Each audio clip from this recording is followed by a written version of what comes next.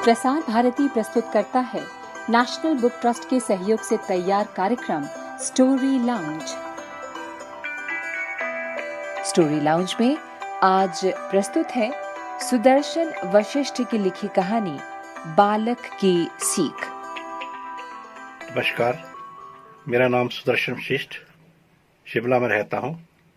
जैसा कि आप जानते हैं, आजकल कोरोना वायरस महामारी के कारण लॉकडाउन चला हुआ है और सभी बच्चे घरों में रह रहे हैं। प्यारे बच्चों, आप घरों में रहकर बोर भी हो जाते होंगे, इसलिए आपको मैं एक छोटी सी कहानी सुनाता हूँ। इस कहानी का शीर्षक है बालक की सीख। ये छोटी सी पुस्तिका राष्ट्रीय पुस्तक न्यास ने छापी है, जो बच्चों के लिए बहुत सी किताबें प्रकाशित करते हैं। तो कहानी का शीर्षक है बालक की सीख। बच्चों, बहुत पुराने समय की बात है। एक पहाड़ के साथ एक जंगल था। उस जंगल के किनारे एक छोटा सा गांव था। उस गांव में बसंतु नाम का एक छोटा बालक रहता था। उसके साथ उसके माता पिता और दादा रहते थे। उसे अपने दादू से बहुत प्रेम था। वे रात को उन्हीं के साथ सोता। दादू उसे बहुत अच्छी अच्छी कहानियां सुनाते, राजकुमारों की, राक्षसों की, जीव जंतुओं की, पशुओं की, और वह उन्हें सुनता हुआ बड़े आराम से सो जाता।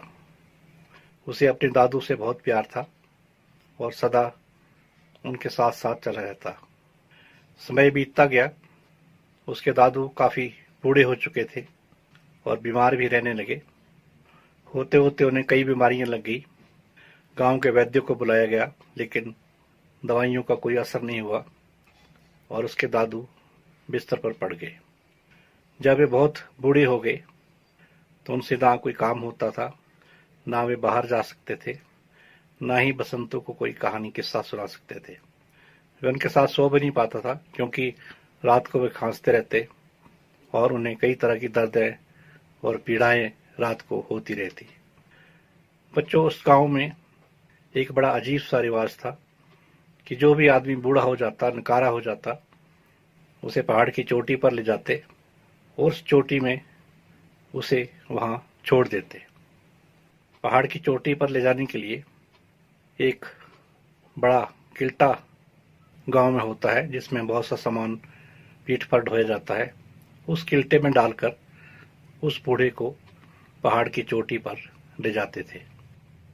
एक रात गांव के लोगों ने फैसला किया कि इसे अब हमें पहाड़ की चोटी पर छोड़ना चाहिए, क्योंकि ये नकारा हो चुका है, ना ही कोई काम कर पाता है, इसकी बीमारी भी ठीक नहीं हो रही है।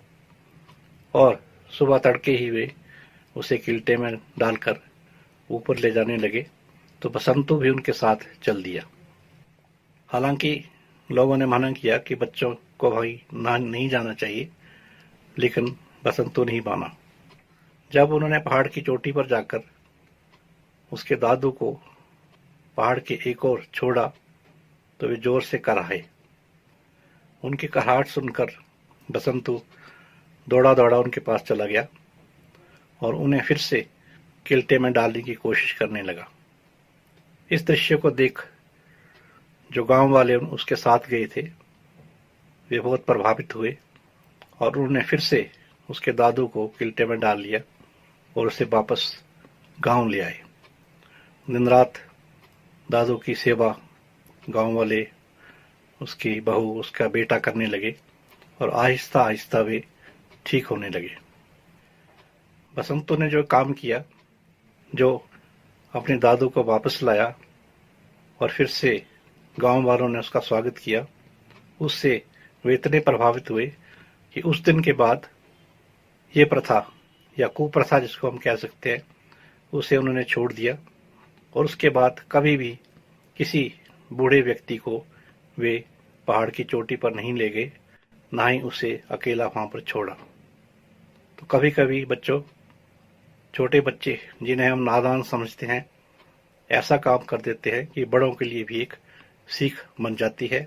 इसीलिए इस कहानी का नाम था बालक की सीख। धन्यवाद। अभी आप सुन रहे थे सुदर्शन वशिष्ठ की लिखी कहानी बालक की सीख। कल इसी समय हम आपके लिए लेकर आएंगे रंजीता बिस्वास की लिखी कहानी म्यूजिक ऑफ द हिल्स, जिसे सुनाएंगी सुधा पुरी। ये कार्यक्रम आकाशवाणी के विदेश सेवा प्रसारण की प्रस्तुति थी।